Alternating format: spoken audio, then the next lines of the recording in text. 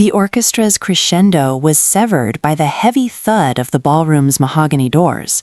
The sound reverberated through the marble chamber like a gunshot, silencing every laugh, every clink of crystal.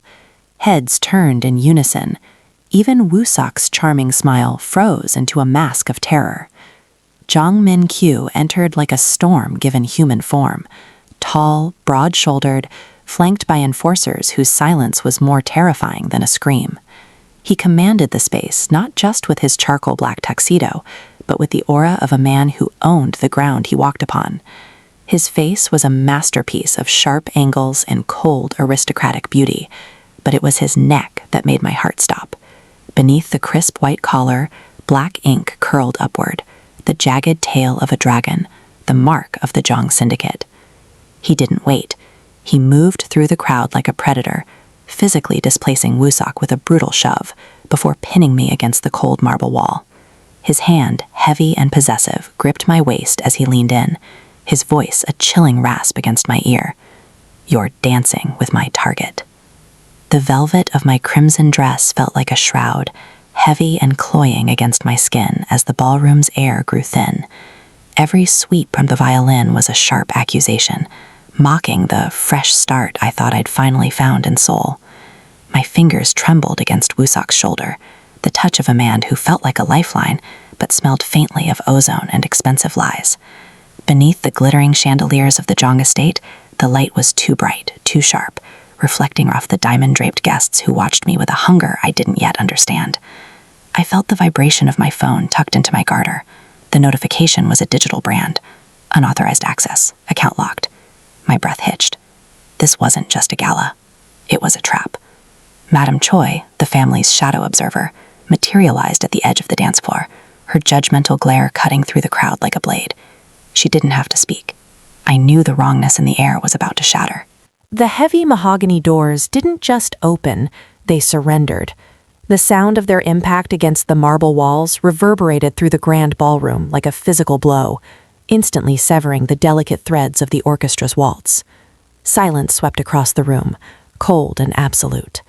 Shin Woo-suk's hand, which had been resting with deceptive gentleness on my waist, twitched. I felt the sudden, jagged spike in his pulse against my palm. Jang Min-Kyu entered like a storm given human form. He didn't walk, he reclaimed the space with every predatory stride. Flanked by enforcers whose presence felt like sharpened steel, he commanded every eye in the room. His charcoal black tuxedo was a masterpiece of understated power, but it was the jagged ink of the dragon crawling up his neck that froze the breath in my lungs. It was the mark of the Jang syndicate, a warning written in skin. He moved through the sea of diamond-draped socialites, the crowd parting as if by divine command. His gaze was locked on us, sharp and lethal. Before I could pull away from the dance floor, Min-Kyu was there. With a brutal, efficient motion, he shoved Woosok aside. The displacement was so violent that the wine glass in Woosok's other hand shattered against the floor, a spray of crimson liquid blooming across the white marble like an omen. Min-Kyu's hand clamped onto my waist, his grip possessive and unyielding. He spun me toward the wall, pinning me against the cold stone with the sheer weight of his presence. His chiseled face was inches from mine, smelling of expensive sandalwood and impending violence. "Don Jang," Woosok stammered, his face draining of color until he looked like a wax figure. "This is a misunderstanding. The lady and I were just—" "The lady is dancing with a dead man," Min-Kyu cut him off, his voice a low, vibrating rasp that made the velvet of my dress feel like a shroud. He didn't look at Woosok. His dark, intense eyes stayed fixed on mine, searching for a guilt I didn't yet know I shared. "You've been very busy, Woosok," Min-Kyu continued, his thumb pressing into the small of my back. "Embezzling $40 million from my private accounts is a bold move.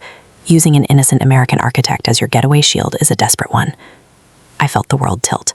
The fresh start I'd imagined, the charming man who had promised to show me the soul of Seoul, it was all a fabrication.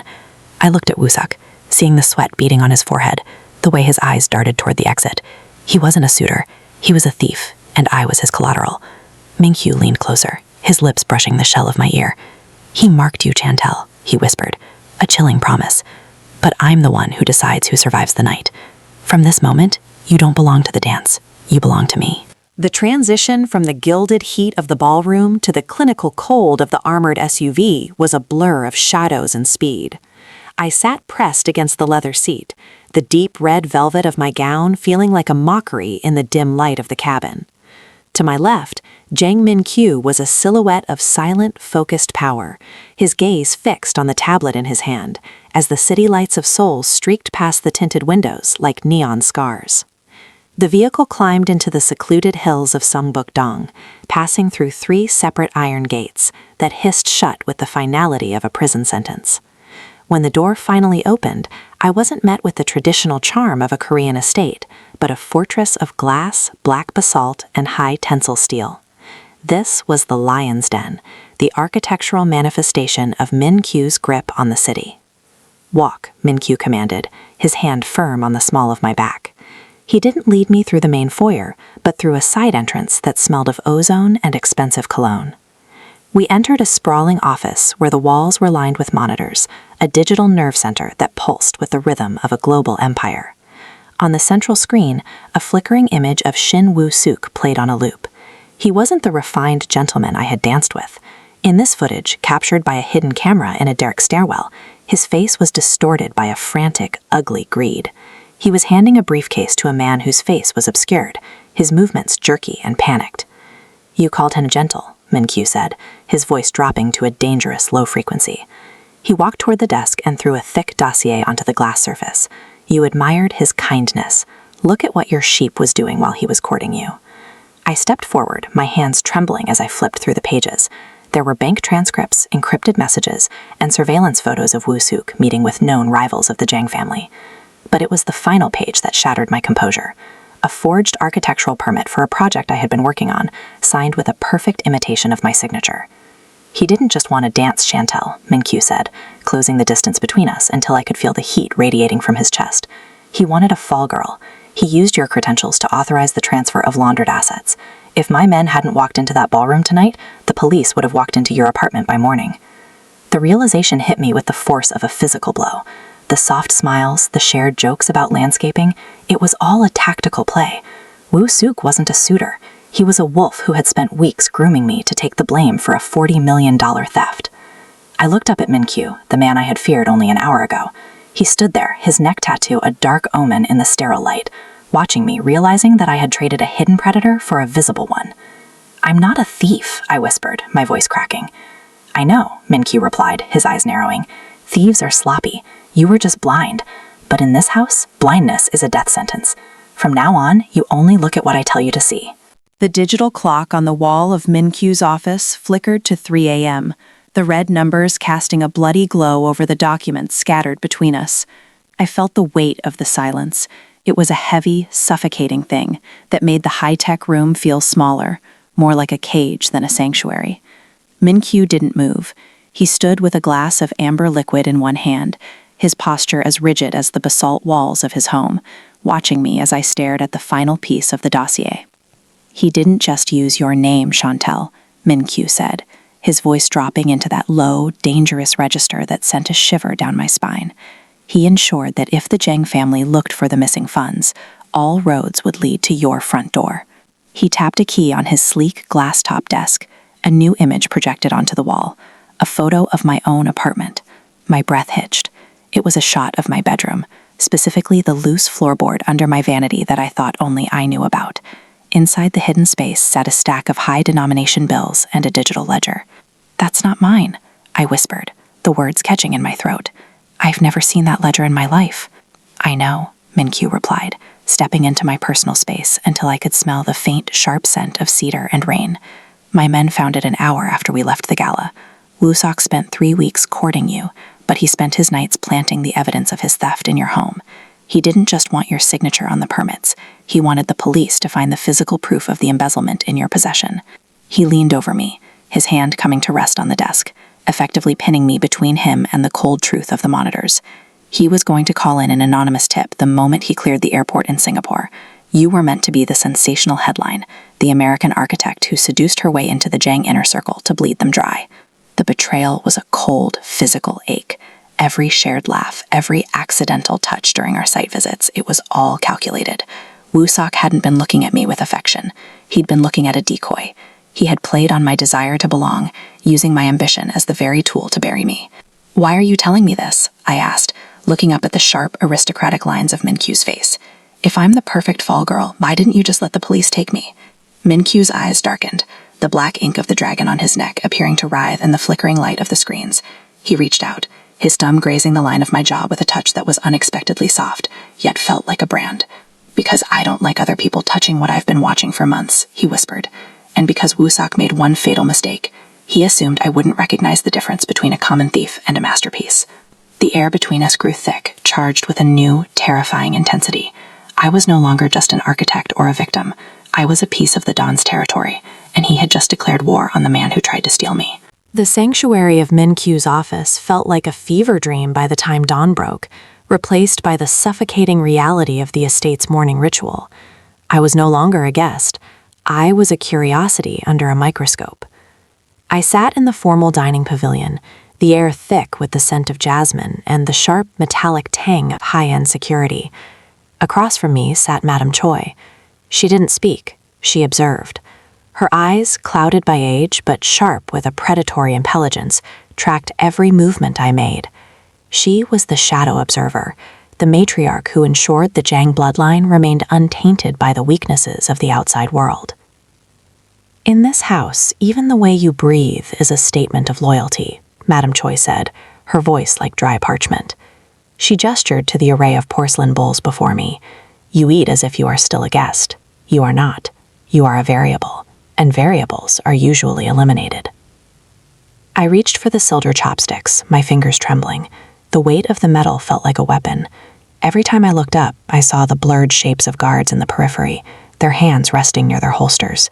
The estate was a masterpiece of landscaping, my own professional obsession. But now the manicured stone paths and perfectly placed pines felt like the bars of a cage. Hold them higher, she snapped, her cane striking the floor with a rhythmic thud. You are an American, yes? You think your architectural vision matters here. It does not. The only architecture that matters is the hierarchy of the Jang family. If you trip over a single honorific, if you show a shred of the softness Woosak exploited, you will not survive the week. The etiquette was a minefield. I had to learn the precise angle of a bow to a ranking lieutenant, the specific silence required when Min-Kyu entered the room, and the terrifying art of speaking without saying anything at all. It was a language of shadows, designed to hide intent while projecting absolute authority. Min-Kyu appeared at the edge of the pavilion, his presence instantly dropping the temperature of the room. He didn't look at me, but I felt his gaze like a brand on my skin. He spoke to Madame Choi in rapid, formal Korean, his tone respectful yet laced with an edge that suggested he was the one truly in command.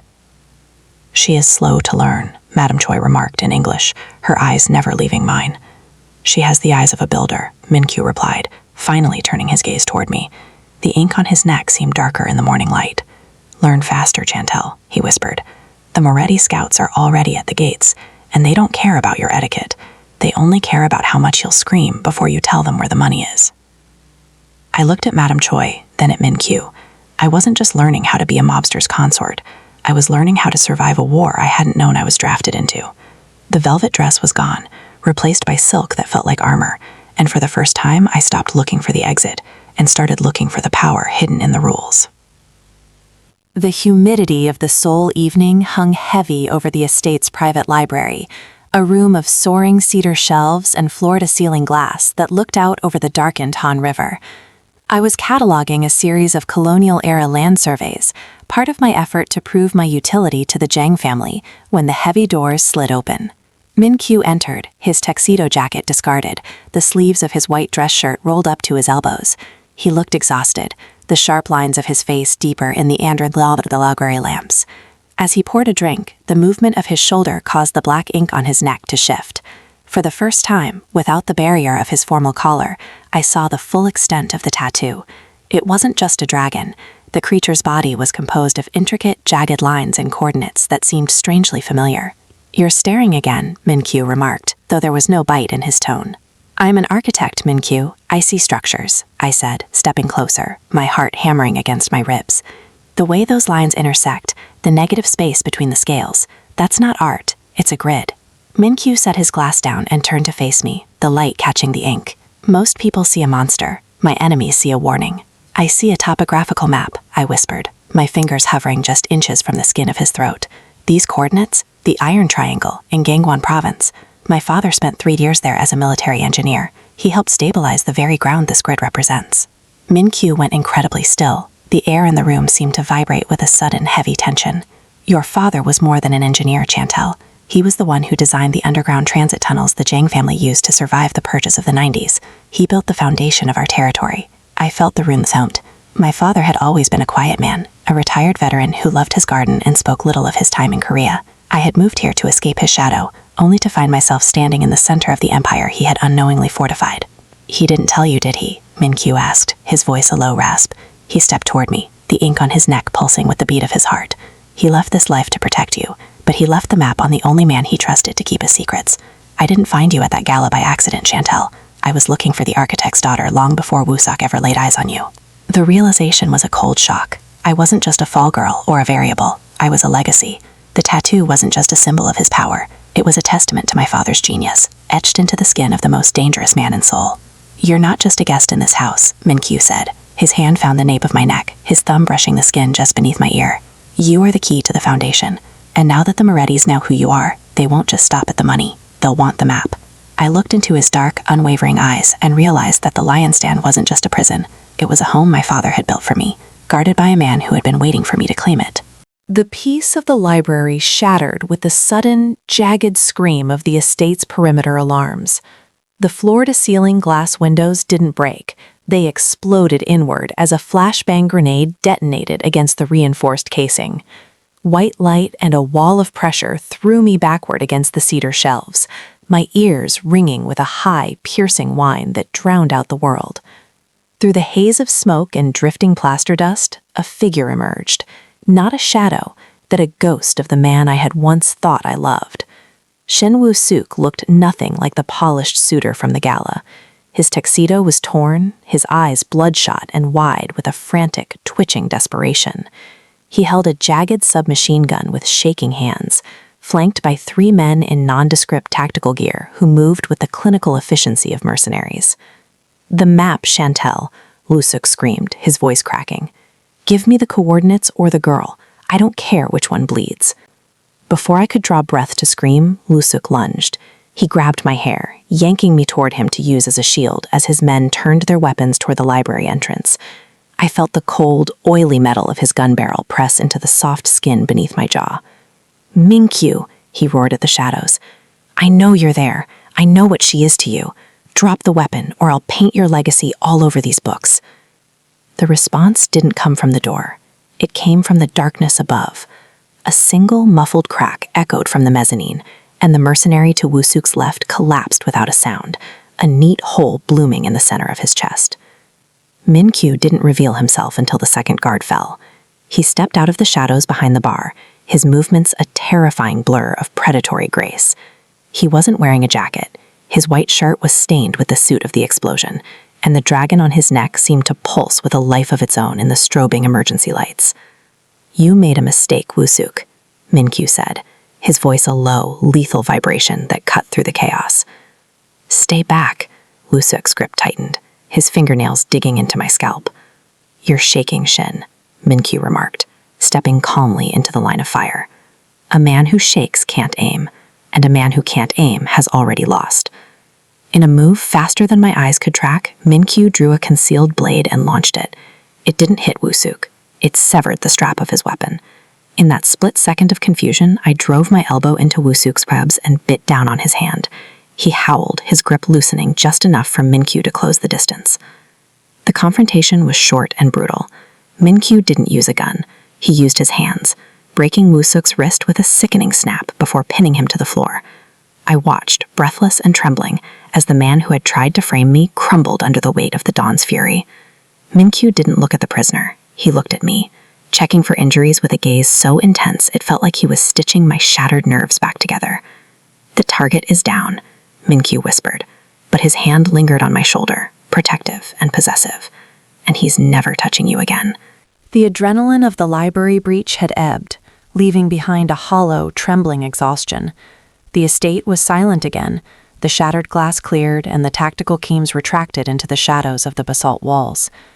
I found Min-Kyu on the terrace overlooking the Han River, the city lights reflecting in the dark water like sunken jewels.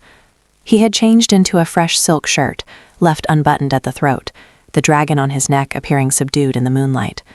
I approached him silently, my footsteps dampened by the outdoor rug. He didn't turn, but he set a second glass of whiskey on the stone railing for me. "You should be sleeping, Chantel. The doctor gave you a sedative for a reason."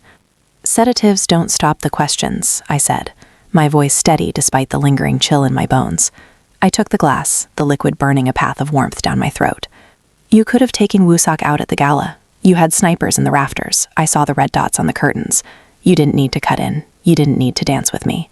Min-Kyu finally turned, his silhouette cutting a sharp, imposing figure against the midnight sky. The predatory intensity he carried like armor seemed to slip just a fraction, revealing a weariness that went deeper than the night's battle. "I told myself it was for the coordinates," he murmured, his voice a low vibration that seemed to pull me toward him. "I told myself I needed to keep the architect's daughter close to ensure the foundation was secure." He stepped closer, the heat radiating from him more intoxicating than the alcohol. He reached out, his fingers tracing the faint bruise on my arm where Woo-sok had grabbed me. His touch wasn't the possessive grip of a Don, but something far more dangerous. It was the touch of a man who was hurting for me. "But the truth is simpler, and much more pathetic," he confessed, his gaze dropping to my lips before locking lock onto my eyes.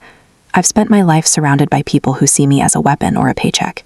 When I saw you in that red dress, looking at the world with eyes that only want to build things, I realized I didn't want to just watch you from a monitor anymore."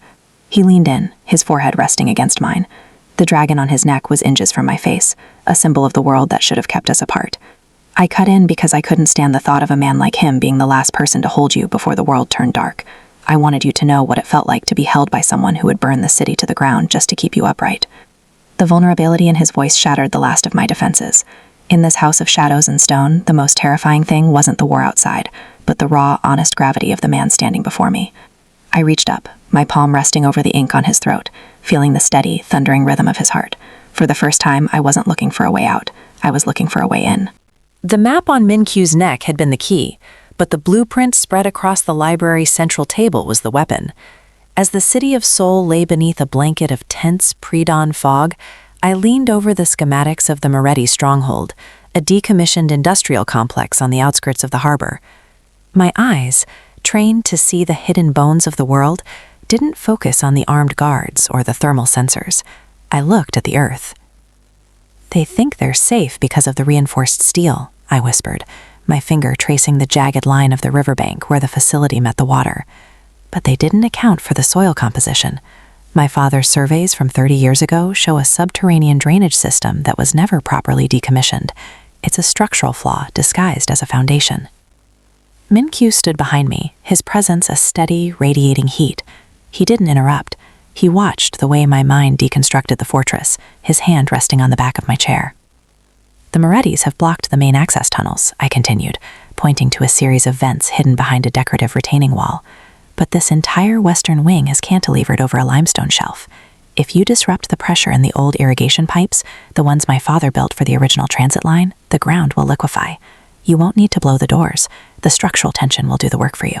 The building will settle 4 inches in seconds, jamming every electronic lock and disabling the security perimeter." Min-Kyu leaned down, his gaze narrowing as he followed the logic of my design.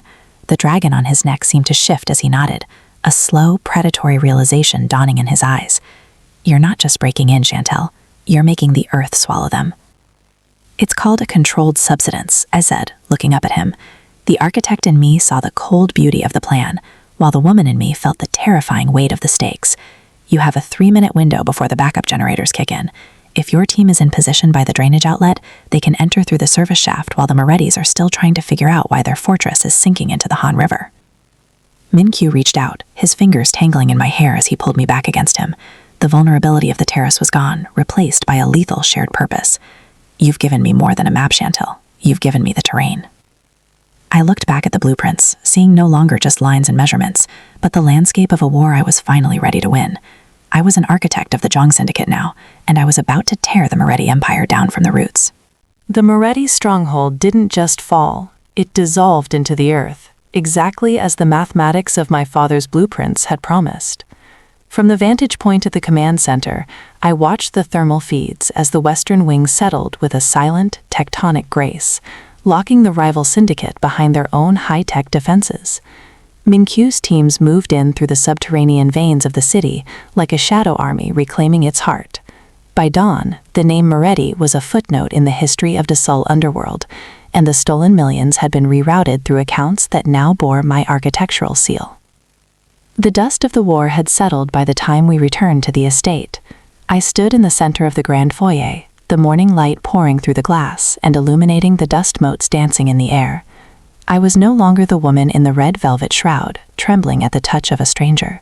I wore a suit of dark, structured silk, a second skin that felt like armor.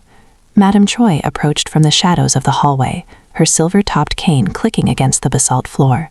She stopped 3 paces away, her sharp eyes scanning me with a new, unsettling intensity. She didn't look for a weakness this time. She looked for the foundation. With a slow, stiff motion that spoke of decades of rigid tradition, she bowed. Not the shallow nod reserved for guests, but the deep, respectful inclination given only to a member of the bloodline. "The foundation is secure," she murmured, her voice no longer a threat, but a confirmation. Min-Kyu appeared at the top of the sweeping staircase. He had shed the tactical gear of the night's raid, dressed once more in a tailored tuxedo that whispered of absolute, unchallenged power. He didn't speak as he descended, he simply watched me, his dark eyes reflecting a pride that burned brighter than any diamond. He reached the bottom and extended his hand. I took it, my fingers interlacing with his, feeling the steady, rhythmic pulse of the man who had become my mirror. The dragon on his neck seemed to glow in the rising sun, no longer a mark of a predator, but a symbol of the territory we now ruled together. "They're waiting for us, Chantel," he said, his voice a low, melodic rasp. "The families, the board, the ghosts of our fathers. They want to see the face of the new Jang syndicate." "Then let's not keep them waiting," I replied, my voice carrying the ironclad certainty of a woman who had finally found her place in the landscape. We walked through the mahogany doors together, side by side. I wasn't the target's partner, and I wasn't a hostage of the hunt. I was the architect of this new empire, the consort of the shadows, and the only woman who knew exactly how to make the world tremble beneath our feet. The dance had ended, but the rain had just begun.